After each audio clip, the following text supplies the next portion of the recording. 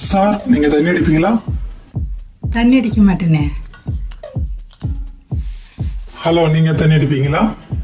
தண்ணி அடிக்க மாட்டேங்க. ஐயா, நீங்க தண்ணி அடிப்பீங்களா? தண்ணி அடிக்க மாட்டேன் ஐயா.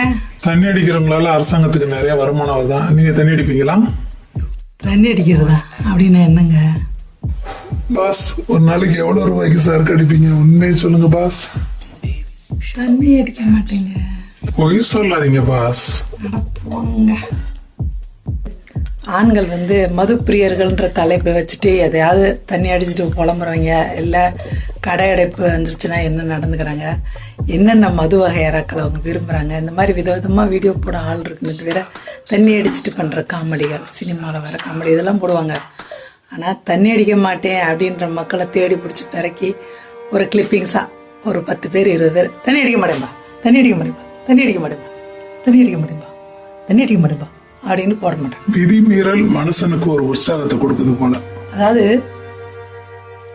அப்படிதான் அளவா மது குடிப்பவர்களாலேயோ இல்லை மதுவே அறவே குடிக்காம இருக்கிறவங்களாலேயோ தான் இந்த உலகம் சீரா இயங்கிக்கிட்டு இருக்கு.